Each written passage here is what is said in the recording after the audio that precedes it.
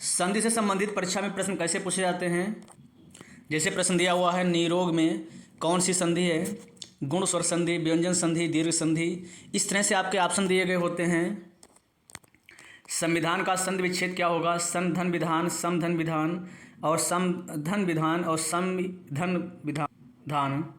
ऐसे होता है परिणाम का संधि विच्छेद क्या होगा, परिधन नाम, प्रधन नाम, परिधन नाम और परिणधन आम। वागीश का संधि विच्छेद क्या होगा, वाक प्लस ईस और वाग प्लस ईस, वाक प्लस ईस और वागी प्लस स। सदैव में कौन सी संधि होगी, गुण स्वर संधि, वृद्धि स्वर संधि, दीर्घ स्वर संधि, इण स्वर संधि। इस प्रकार के प्रश्न परीक्षा में पूछे जाते हैं। अगर किसी भी परीक्षा में हिंदी का विषय दिया हुआ है सिलेबस में, तो उसमें संधि से संबंधित जरूर एक दो क्वेश्चन आते हैं, लेकिन कौन सा क्वेश्चन दिया होगा ये ऐसा नहीं पता होता है। इसीलिए हमें क्या है, पूरी संधि प्रकरण को पढ़ना है। और पूरी संधि को पढ़ने के लिए आप इसको नोट्स जरूर बनाइए। जिन लोगों ने पहले से इसको पढ़ा है उनको ज़्यादा समस्या नहीं होगी, उनको बहुत ही आसानी से इनका रिवीजन हो जाएगा। आपको क्या करना है, कॉपी और पेन लेकर बैठ जाना है। हम आपको जो है तीनों संधियाँ समझाएंगे एक एक करके। चलिए शुरू करते हैं। सबसे पहले संधि क्या है। संधि का शाब्दिक अर्थ है योग अथवा मेल। कह सकते हैं कि जब दो वर्ण, स्वर अथवा व्यंजन आपस में मिलते हैं और उनसे जो विकार उत्पन्न होता है तो उसे ही हम संधि कहते हैं। जैसे क्या है, सम प्लस तोष, ये दोनों मिले हैं और शब्द बना है संतोष, तो ये आपकी संधि हो गई। देव धन इंद्र, ये बना है देवेंद्र। भानु प्लस उदय और आपका बना है भानुदय, तो आपकी संधि हो गई। अथवा अर्थ कह सकते हैं यहाँ पर जो दो वर्णों का मेल हुआ है और जो विकार उत्पन्न हुआ है और नया शब्द बना है, इसको संधि कहते हैं। संधि की परिभाषा क्या होती है, जब दो वर्ण पास पास आते हैं या मिलते हैं, उनमें विकार उत्पन्न होता है, अर्थात वर्ण में परिवर्तन हो जाता है, या विकार युक्त मेल ही संधि कहलाता है। वही बात है जो आपको पहले से बताया अर्थ के बारे में। आगे आपका होता है संधि विच्छेद। संधि विच्छेद क्या होता है, शब्दों के मेल से उत्पन्न ध्वनि परिवर्तन को ही संधि कहते हैं। और जब परिणाम स्वरूप उच्चारण एवं लेखन दोनों ही स्तरों पर अपने मूल रूप से भिन्नता आ जाती है, अतः उन शब्दों को पुनः मूल रूप में लाना संधि विच्छेद कहलाता है। क्या करते हैं, जैसे हमने लिख लिया है देवेंद्र, देव धन इंद्र देवेंद्र लिखा है, और जब इसको हम फिर अलग अलग करेंगे, देव प्लस इंद्र करेंगे, तो वही संधि विच्छेद होता है। जैसे इसमें दो शब्द दिए हुए हैं, महाधन ईस, तो इसमें वर्ण कौन सा है, महा में कौन सा है, बड़ा आ है, और इसमें ईस में क्या है, बड़ी ई है, तो इन दोनों को मिलकर के हमारा शब्द बना है महेश। तो इसको ये संधि युक्त शब्द है। और वर्ण इसमें कौन से मिले हुए हैं, बड़ा आ और बड़ी ई, और आपके शब्द कौन से थे, महाधा और ईस था।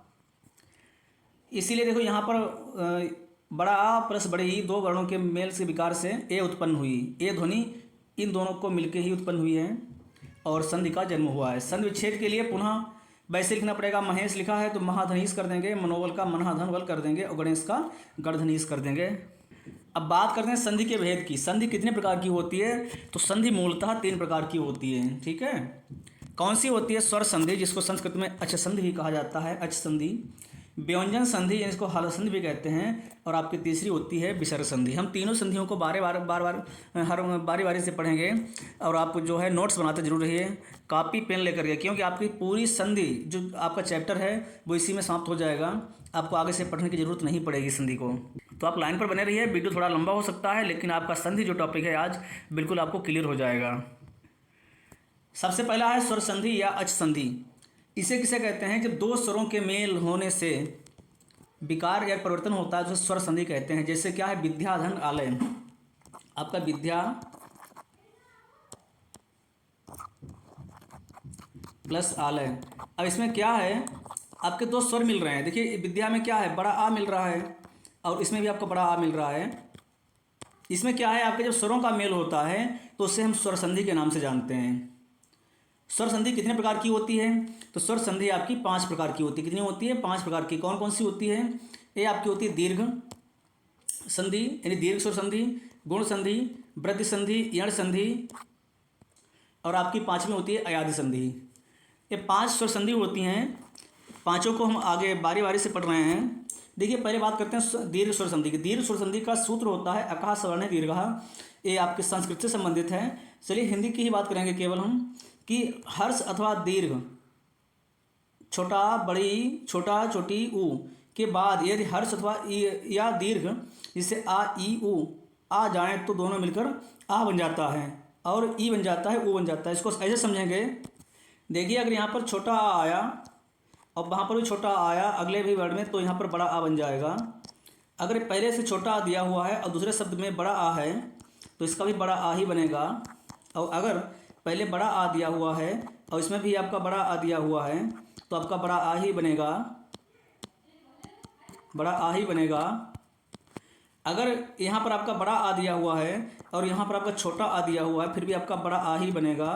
यहाँ पर इस तरह से कह सकते हैं कि चाहें स्वर होना चाहिए, ठीक है।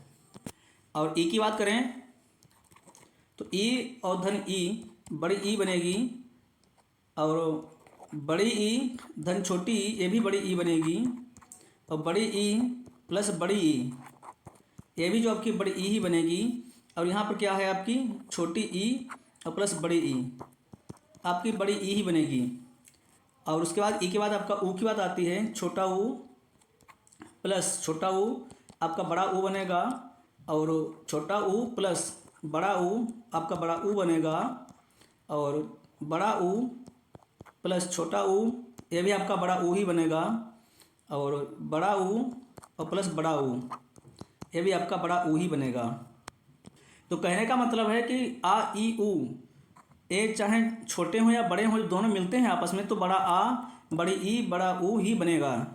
जैसे हम एग्जाम्पल देख लेते हैं, छोटा या बड़ा प्लस छोटा या बड़ा, चाहे वो शुरू में हो अंत में हो। पहले में क्या है, धर्म प्लस अर्थ है, धर्म धन अर्थ है, तो इससे आपका क्या हुआ, धर्मार्थ हुआ। देखिए धर्म में क्या आपका छोटा आ है और अर्थ में भी आपका छोटा आ है, तो दोनों को मिलकर क्या हुए हैं, धर्मार्थ हुए हैं। आपका अगला है हिम प्लस आलय, हिमालय। अब इसमें क्या, हिम में भी छोटा आ है। अब छोटा आपको दिखाई नहीं पड़ रहा है, क्यों नहीं दिखाई पड़ रहा है आपको, क्या होता है, जैसे हिम जो होता है हिम, तो ऐसे नहीं होता है। इसको कैसे लिखते हैं हम, ये आपका आधा हा है, इसमें आपकी छोटी की मात्रा है प्लस आपका माँ है आधा प्लस इसमें आपका आ लगा हुआ है, ये आपका हिम होता है। तो इस तरह से क्या है, ये हम शब्दों को तोड़ते हैं तो आपका आखिर में आपका आ आता है। इसी प्रकार आपका पुस्तक धन आलय पुस्तकालय है, विद्याधन अर्थी विद्यार्थी है और विद्याधन आलय विद्यालय आपका है। आपकी बात करते हैं ई और ई की। इसमें क्या है, अब पता है बड़ी ई हो जाती है, जैसे कि रवि धन इंद्र रविंद्र होता है, मुनि धन इंद्र मुनिंद्र होता है। छोटी प्लस बड़ी बड़ी गिरीश होता है और मुनीस महेंद्र नारिंद्र नदीस महीस। और ऊ की बात करें तो भानुदय विधुदय सिंधूरी में बधुलेख बधुर्जा बधुत्सव। आप वीडियो रोक करके इन सबको पढ़ लेंगे और अगर आप केवल यही शब्द ही अगर आप याद कर लेते हैं फिर भी आपका काम हो जाएगा आपको। लेकिन आपको प्रयास करना है कि आपको इसको समझना है और नोट्स बनाना है। आगे देखते हैं गुण संधि के बारे में। गुण संधि में क्या होता है, गुण संधि में है इसमें आ और बड़ा आ के आगे ई या बड़ी ई हो तो ए और ऊ और बड़ा ऊ हो तो ओ हो जाता है। क्या होता है, देखिए अगर शुरू में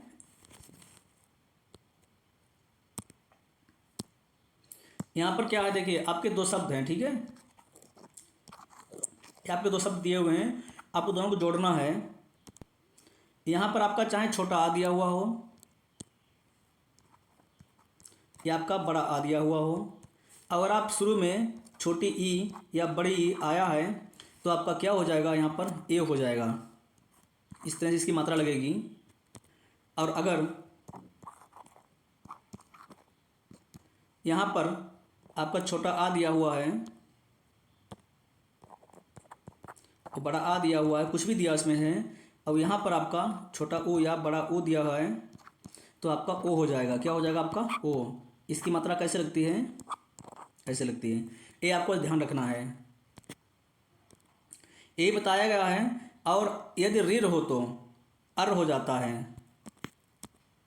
अगर आपका ये जो पहला शब्द है और दूसरा शब्द आपका है, इसमें आपका चाहे आ हो या बड़ा आ हो और यहाँ पर आपका रीर दिया हुआ हो, ठीक है, तो इसका क्या हो जाता है, इसका अर हो जाता है, अर। जैसे महा प्लस ऋषि, अब क्या होगा, महर्षि।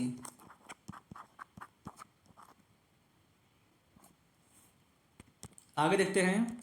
उदाहरण दिए हुए हैं जैसे कि नरेंद्र, नरधन इंद्र, नरेश, नरधन ईश, महेंद्र, महाधन इंद्र, महेश, महाधन ईश।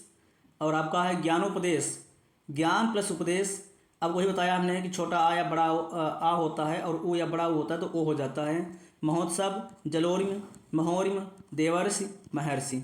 आपको क्या करना है, वीडियो रोक करके इसको पढ़ लेना अच्छी तरीके से और नोट भी कर लेना है। अगला आपकी तीसरी होती है स्वर संधि में वृद्धि संधि। वृद्धि में क्या होता है, बढ़ जाता है। क्या होता है, जैसे कि आ या आ का ए या ऐ से मेल होने पर अय हो जाता है। इसको आप कैसे समझेंगे, देखिए यहाँ पर आपके दो शब्द दिए हुए हैं, ठीक है।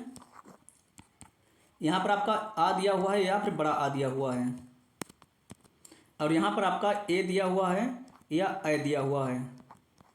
इसमें कुछ भी दिया हुआ हो, लेकिन जब आपका बनेगा शब्द तो आपका ए ही बनेगा, यानी यहाँ पर डबल मात्रा होगी। इसको ऐसे भी लिख सकते हैं, ये बनेगा।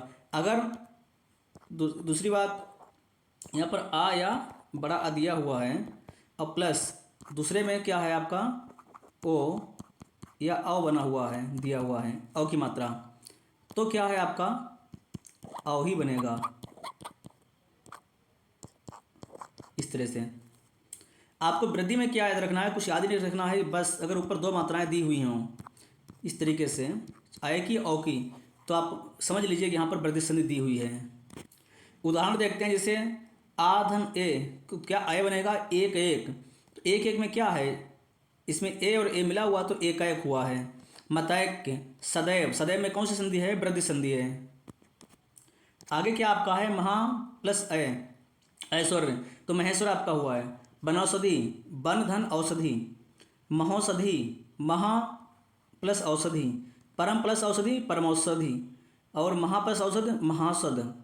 अब आगे आता है आपका चौथा इण संधि। इण संधि में क्या होता है कि ई या ई के यानी छोटी या बड़ी ई के आगे कोई विजातीय यानी असमान स्वर होने पर ई या बड़ी ई को या हो जाता है। कैसे होता है, इसका पहला नियम यही कहता है कि अगर आपका ई दिया हुआ है, बड़ी ई दिया हुआ है और कोई इसके अलावा कोई स्वर आया है तो इसका क्या आय हो जाता है। कैसे होता, देखिए यहाँ पर आपका छोटी ई दिया हुआ है और आ दिया, आपका आय हो गया।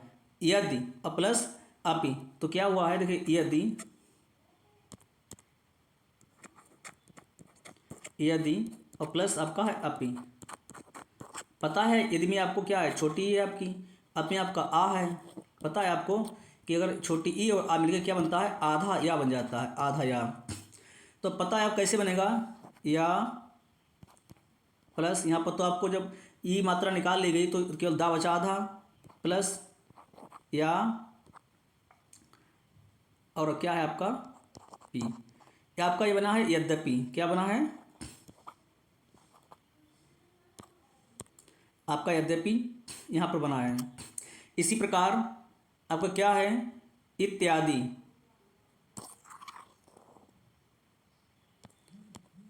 इत्यादि, नदर्पण, देव्यागमन। अब क्या है, अगला इसमें नियम दिया हुआ है कि छोटा ऊ या बड़ा ऊ के आगे किसी भी जातीय स्वर के आने पर छोटा ऊ या बड़ा ऊ को वाह हो जाता है। कैसे होता है, देखिए आगे, जैसे छोटा ऊ दिया हुआ है प्लस आगे आ दिया हुआ है तो आपको वाह बन जाएगा। जैसे अनुयय, अनुयय है तो आपका क्या हो जाएगा, अन्वय बना होगा, अन्वय। ऊ या बड़ा आ दिया हुआ है तो आपका वाह बन जाएगा। पता है पहले आपको कि इसमें छोटा ऊ या बड़ा ऊ दिया हुआ है, उसके आगे अगर आपका कोई भी जातीय स्वर जैसे कि छोटा आ बड़ा आ दिया है तो क्या बन जाएगा, ये सुआगत है, आपका स्वागत बन जाएगा। स्वागत का क्या होगा, संधि विच्छेद, शुद्ध प्लस आगत होगा, अन्वेषण, अनु प्लस ऐषण होगा। तीसरा नियम इसमें है गा कि रीर के आगे किसी विजातीय स्वर के आने पर रीर को रा हो जाता है। कैसा, आधा रा। कैसे होता है, री अ प्लस आ दिया हुआ है, आपका री प्लस आ हुआ यानी कि पितृ प्लस आज्ञा, तो आपको क्या होगा, पितृज्ञा आपका होगा। पांचवी आपकी है अयादि संधि। आपको देखिए सब लिखा हुआ है, आपको नोट कर लेना है अच्छी तरीके से। अयादि संधि में क्या है, ए अय और ओ औ से परे यानी कि बाद में किसी भी स्वर के होने पर क्रमशः अय आय अब और आब हो जाता है। देखिए ध्यान से समझिए क्या आपको है, यहाँ पर आपका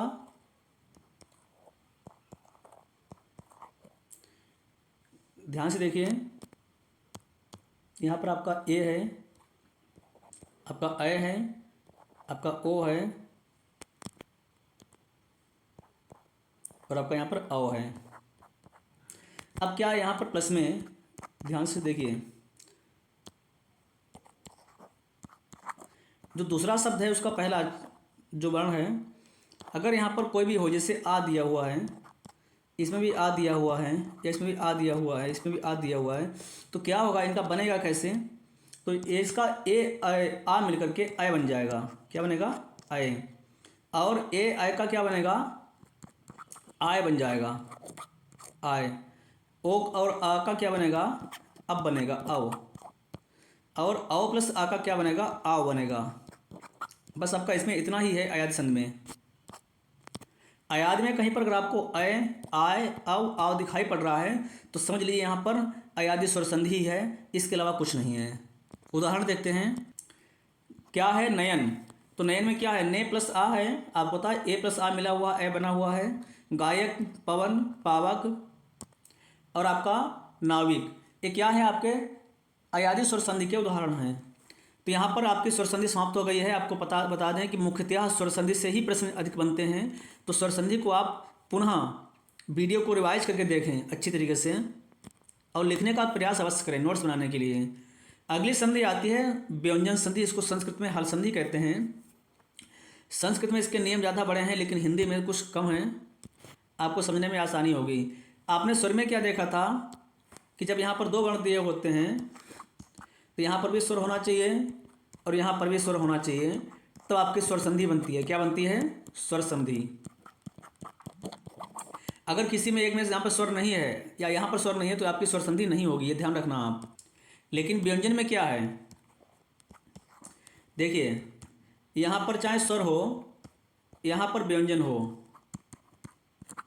चाहे यहाँ पर व्यंजन हो, चाहे यहाँ पर व्यंजन हो, चाहे यहाँ पर व्यंजन हो और चाहे यहाँ पर स्वर हो, चाहे मतलब स्वर से व्यंजन का मेल हो, चाहे व्यंजन से व्यंजन का मेल हो, चाहे व्यंजन से स्वर का मेल हो, आपकी कौन सी संधि होगी, आपकी व्यंजन संधि होगी, व्यंजन संधि ही आपकी होगी।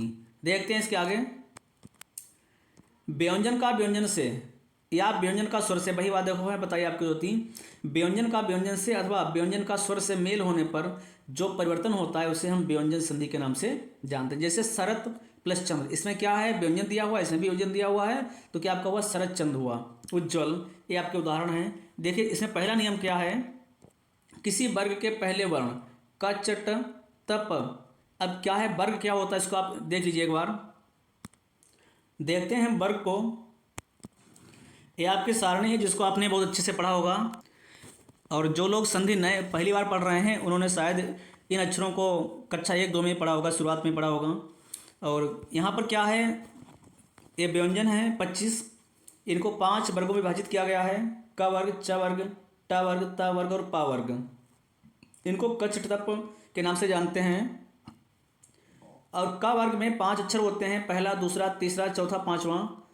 क ख ग घ ङ, च छ ज झ व। ये इसमें क्या है, देखिए प्रश्न में क्या कहा है कि पहले वर्ण कछट तप का मेल किसी वर्ग के तीसरे अथवा चौथे वर्ण या यार अलावा हा या किसी स्वर से हो जाए तो क को गा, च को जा, ट को डा डा और प को वा कहते हैं। कैसे वो हो जाता है, इसको समझते हैं। जैसे का वर्ग है और का वर्ग का हमने इसमें गा मिलाया, ये तीसरा इसका वर्ण है, तीसरा वर्ण या इसमें का तीसरा या चौथा वर्ण हो, ध्यान रखना, तो का को गा कहते हैं। देखिए ये आपका का है और तीसरा वर्ण इसका गा है, तो उसको क्या कहेंगे, हम गा ही कहेंगे, क्योंकि अगर का के साथ में गा का मेल हुआ है तो।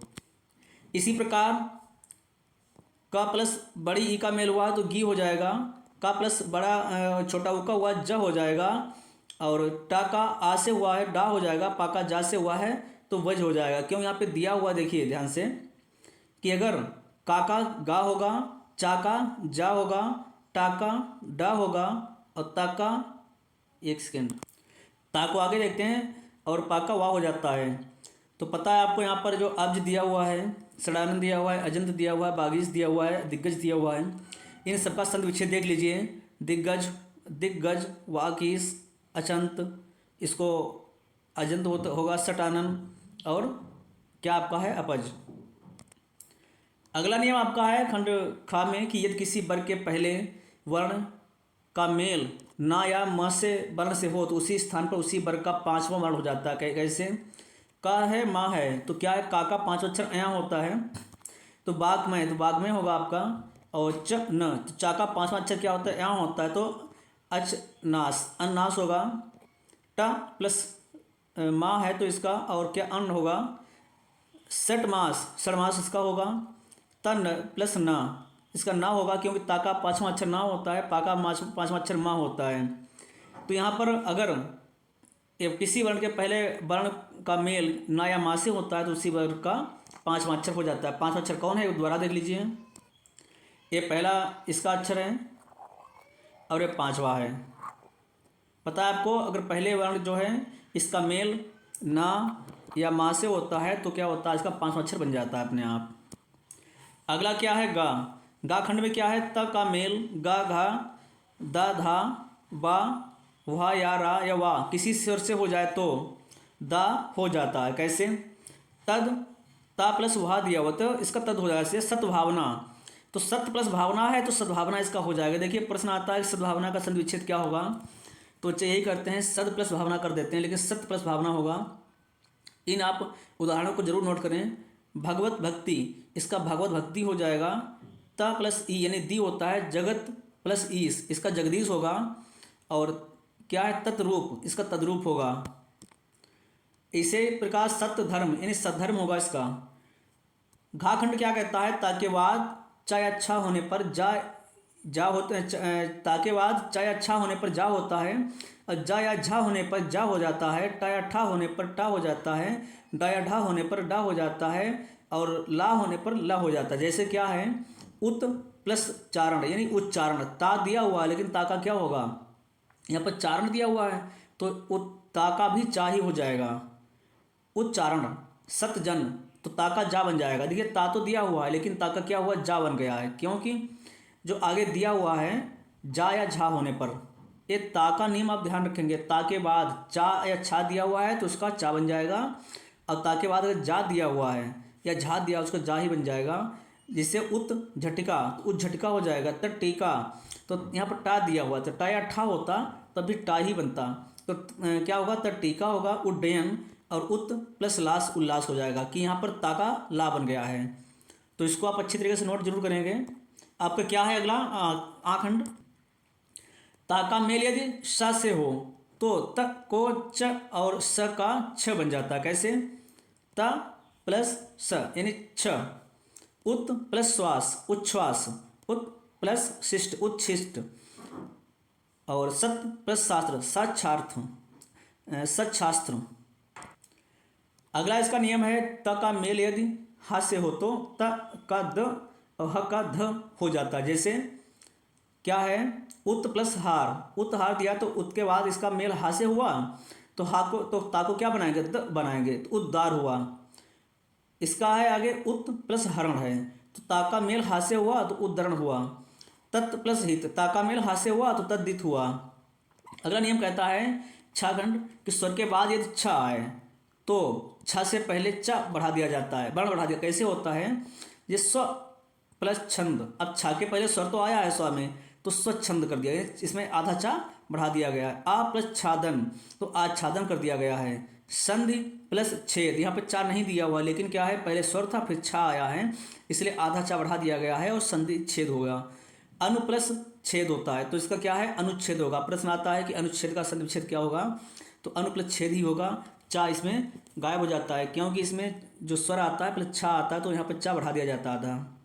अगला खंड जा क्या बोलता है, यदि माँ के बाद का से माँ तक कोई व्यंजन हो तो माँ अनुसार में बदल जाता है। कैसे, जैसे माँ प्लस चा दिया हुआ तो इसमें अनुसार होगा कि किम प्लस चित, तो किंचित हो जाएगा, माँ हट जाएगा और माँ की जगह क्या होगा, अनुसार में बदल जाएगा माँ। यही तो इसमें लिखा हुआ है, यदि माँ के बाद क से माँ तक कोई व्यंजन हो तो माँ अनुसार में बदल जाता है।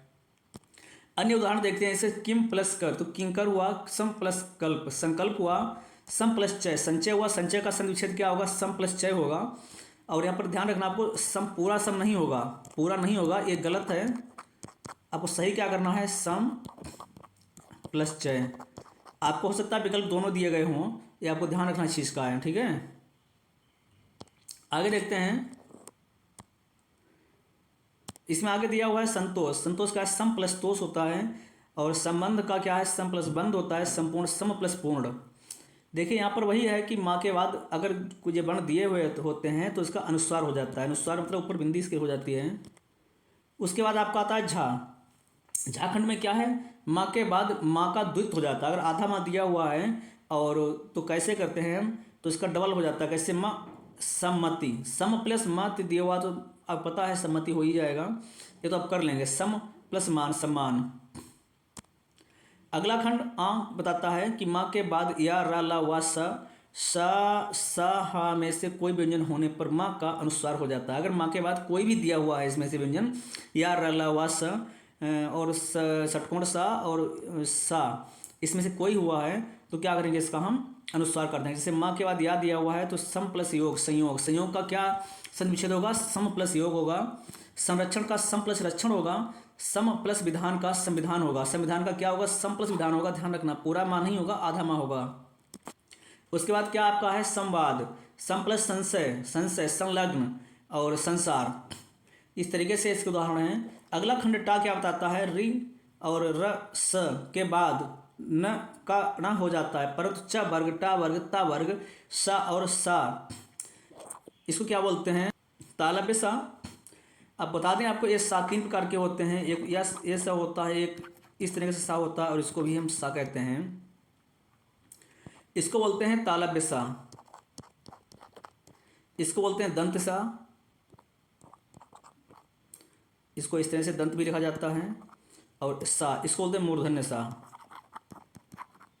ध्यान रखना, 3 सा होते हैं, इसको तालव्य सा बोलते हैं, इसको दंत सा बोलते हैं, इसको मूर्धन्य सा बोलते हैं, ठीक है। आगे देखते हैं, इसमें क्या दिया हुआ है कि ऋणा का ना नहीं होता। अगर ये चीज़ दी हुई है तो क्या है, जैसे परिणाम है, परिणाम क्या, परि प्लस नाम, तो रा के बाद ना दिया हुआ तो ना का क्या होगा, अड़ा हो जाएगा। यहाँ पर बताया गया है। पर प्लस मान, प्रमाण होगा। अब ठा खंड में क्या बताता है, सा से पहले यदि आया बड़ा से भिन्न कोई स्वर आ जाए तो सा को मूर्धन्य सा हो जाता है। कैसे, भा प्लस सा, भस, तो इसमें क्या हुआ, मूर्धन्य सा का हुआ। जैसे अभिषेक। अब अभिषेक का अगर संधि विच्छेद किया जाएगा तो अभि प्लस शेक, से में कौन सा दंत सा प्रयोग किया जाएगा, ध्यान रखना इस चीज़ को। निषिद्धि, निषिद्धि में भी क्या है, नि प्लस सिद्धि है, क्योंकि इसमें मूर्धन्य सा दिया हुआ, लेकिन जब इसको हम संधि विच्छेद करेंगे तो यहाँ पर दंत सा का प्रयोग करेंगे। विषम, विषम का भी अर्थ बी प्लस सम होता है, और आपकी विसर्ग, आपकी व्यंजन संधि भी यहाँ पर समाप्त हो गई है। अब आपकी बची विसर्ग संधि, इसको भी ध्यान देख लेते हैं, बहुत ही महत्वपूर्ण है। इससे संबंधित प्रश्न जरूर आते हैं परीक्षा में। देखिए, परीक्षा में प्रश्न कहीं से भी आ सकता है, लेकिन हमको तैयारी करनी है पूरी कि कुछ भी छूट ना पाए। विसर्ग संधि किसे बोलते हैं, विसर्ग के बाद स्वर या व्यंजन आने पर विसर्ग में जो विकार उत्पन्न होता है उसे हम विसर्ग संधि कहते हैं। कैसे, देखिए यहाँ पर क्या है, आपका एक पहला वाला शब्द है, दूसरा वाला आपका शब्द है, यहाँ पर विसर्गें दी हुई हैं। क्या दिया हुआ है, यहाँ पर विसर्गें दी हुई हैं, और यहाँ पर चाहे यहाँ पर स्वर हो या व्यंजन हो, ध्यान रखना, कुछ भी दिया हुआ हो तो यहाँ पर विसर्ग संधि ही बनेगा। क्या बनेगी, विसर्ग संधि बनेगी। ठीक है, आगे चलते हैं कि विसर्ग के बाद स्वर या व्यंजन आने पर विसर्ग में जो विकार होता है उसे विसर्ग संधि कहते हैं। जैसे मनहा प्लस अनुकूल, तो मनो अनुकूल हुआ। और इसमें पहला खंड इसका का कहता है, विसर्ग के यदि आ और बाद में भी आ हो, अथवा वर्गों के तीसरे चौथे पांचवें वर्ण अथवा यार अलावा हो तो विसर्ग का ओ हो जाता है। कैसे होता है, जैसे मनहा और प्लस अनुकूल। अब बाद में क्या हुआ है, विसर्ग के पहले आ दिया हुआ है प्लस अनुकूल दिया, बाद में भी आ दिया हुआ है तो आ का ओ हो जाएगा, मनोनुकूल हो जाएगा, मनोनुकूल। अध प्लस गति तो अधोगति हो जाएगा। मनोबल, मनोबल का पूछा जाता है क्या होता है, तो मनहा प्लस बल। ध्यान रखना, इस संधि विच्छेद के उदाहरण, इस विसर्ग संधि के उदाहरण हैं। अब विसर्ग संधि के उदाहरण आपको हर हाल में याद करने हैं, लिख के रखना है।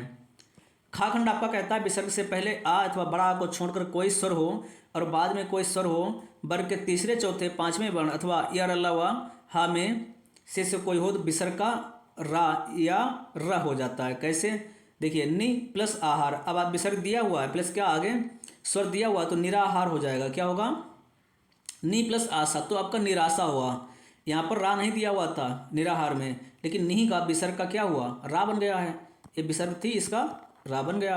और निही आशा, यहाँ पर भी आपका रा बन गया। आगे देखते हैं, निहित प्लस धन, निर्धन। निर्धन का भी संधि विषय पूछा जाता है, किस संधि का उदाहरण है, तो ये विसर्ग संधि का है, आप ध्यान रखना। निर्धन, निहि प्लस धन होता है, विसर्ग से पहले कोई स्वर हो और बाद में च, छ या सा यानी कि तालव्य सा हो तो विसर्ग का स हो जाता है। कैसे, नि प्लस चल, निहि प्लस का तो निश्चल हुआ आपका है, नि प्लस छल तो निश्चल हुआ है, दुशासन दुशासन हुआ है। घा खंड में बताता है कि विसर्ग के बाद यदि ता या सा हो तो विसर्ग का सा बन जाता है। कैसे, नमः प्लस ते, नमस्ते। देखिए पूछता जाता है नमस्ते का संधि विच्छेद क्या है, और ध्यान रखना नमः प्लस ते होता है निसंतान, निसंतान हुआ दुस्साहस। अब यहाँ पर दुस्साहस में क्या है, देखिए ध्यान से, यहाँ पर ये आपका तालव्य सा था, यहाँ पर आपका दंत सा है, इसलिए यहाँ पर तालव्य सा ही बना हुआ है और यहाँ पर आपका दंत सा बना हुआ है। आखंड कहता है विसर्ग से पहले ई अथवा ऊ और बाद में का खा का खा टा ठा पा फा में से कोई वर्ण हो तो विसर्ग का मूर्धन्य सा हो जाता है। कैसे होता है, निह कलंक, निह कलंक क्या है, निष्कलंक हुआ है। चतुष्पाद में क्या होता है, चतु प्लस पाद हुआ है। आपका है निह प्लस फल, निष्फल हुआ है। चाखंड बोलता है विसर्ग से पहले आ अथवा आ हो तो और बाद में कोई भिन्न स्वर हो तो विसर्ग का लोप हो जाता है, विसर्ग खत्म हो जाता है। कैसे, निह प्लस रोग है तो आपका निरोग हुआ है। देखिए आपको पता है शुद्ध अशुद्ध सब बात होती है तो लोग निरोग ऐसे लिखते हैं, निरोग, लेकिन ये निरोग गलत है, एक ऐसा गलत है, निरोग ऐसे लिखा जाता है निरोग, नीरस। विसर्ग के बाद का खा अथवा पा फा होने पर विसर्ग में कोई परिवर्तन नहीं होता है, क्योंकि अंतःकरण, अंतःकरण है तो आपको अंतःकरण ऐसे ही लिख देना है, यह विसर्ग का नियम है। आपकी ये तीनों संधियाँ स्वर संधि, व्यंजन संधि, विसर्ग संधि, बस इतना ही है। इतना आपको अच्छी तरीके से नोट कर लेना है, इनके उदाहरण पर आप विशेष ध्यान देंगे, आपको पढ़ना है, हर हाल में याद भी करना है। और देखते हैं आगे कुछ प्रश्न। आपका पहला प्रश्न है, निरोग में कौन सी संधि है। देखिए यहाँ पर आपको समझ गए होंगे, पहले पढ़ चुके हैं आप कि निरोग में संधि कौन सी है, तो आपको बताने की जरूरत ही नहीं है, आप खुद जानते हैं, आप विसर्ग संधि है। ठीक है, इसका संधि विच्छेद क्या होगा, यहाँ पर इसका होगा निह और प्लस रोग, और क्या बनता है, निरोग। अगला प्रश्न है, संविधान का संधि विच्छेद क्या होगा। सन प्लस विधान होगा, सम प्लस विधान होगा, सम प्लस विधान होगा और संविधान धान होगा। तो अगर आपने वीडियो अच्छी तरीके से देखा है तो इसको भी आपको हल करने में समस्या नहीं होगी, क्योंकि संविधान संतो विधान होगा ही नहीं। उसके बाद क्या है, संविधान एक से पूरा माँ बना हुआ है, ध्यान रखना, आप देखिए ध्यान से, तो पूरा होने की चांस ही नहीं है, तो आपका ये भी गलत है। और सम प्लस धान को कोई अर्थ नहीं हुआ है, आपका सही विकल्प हुआ है सम यानी आधा माह प्लस विधान। ठीक है, अगला प्रश्न है, परिणाम का संधि विच्छेद क्या होगा। आपके सामने कई ऑप्शन दिए हुए हैं, परिणाम होगा, परिणाम होगा, परिधन नाम होगा, परिधन आम होगा। तो पता है आपको, यहाँ पर सही आपने पढ़ा है, पूरा वीडियो देखा अच्छी तरीके से, पता है आपको परिप्लस नाम होगा, क्योंकि जब परिणाम होता है, परिप्लस नाम होता है, तो जब रा के बाद ना आता है तो यहाँ पर अड़ा बन जाता है, क्या होता है, अड़ा बन जाता है। आगे देखते हैं, अगला प्रश्न है, बागीस का संधि विच्छेद क्या होगा। आपके सामने 4 विकल्प दिए हुए हैं, आपको वीडियो देखने पर आपको पता लगा होगा इसमें सही क्या है। देखिए, बाग प्लस ईस, इसमें आपका का जो है इसमें हलंत नहीं दिया हुआ है, आपका आधा का नहीं बना हुआ, बागीस ये आपका गलत है, और बाग प्लस ईस आपका यही सही हुआ है। ठीक है, बागीस तो ये गलत बिल्कुल है। आगे देखते हैं, आपका अगला प्रश्न है, सदैव में कौन सी संधि, सदा प्लस एव, पता आपको इसका विच्छेद क्या होगा, सदा और प्लस एव, बताना है आपको इसमें कौन सी संधि है। आपने स्वर संधियाँ पढ़ी होंगी, ये स्वर संधि का ही उदाहरण है सदा प्लस एव, तो आपने पढ़ा होगा यहाँ पर वृद्धि संधि को अच्छी तरीके से, कि इसमें क्या बोलता है, यहाँ पर अगर आ दिया हुआ है या छोटा दिया हुआ है और प्लस ए या अथवा अय दिया हुआ है तो इसका हमेशा अय हो जाता है, क्या होता है, अय हो जाता है। तो यह क्यों, अभी कौन सी संधि हुई है, वृद्धि संधि हुई है। बस इस वीडियो में इतना ही है। आपको वीडियो अच्छा लगा हो तो उसको लाइक कर दीजिए, अपने मित्रों को शेयर कर दीजिए। अगर आप हमारे चैनल पर नए हैं तो उसको सब्सक्राइब कर लीजिए, ताकि आपके लिए आने वाले वीडियो बहुत महत्वपूर्ण हो सकते हैं। धन्यवाद।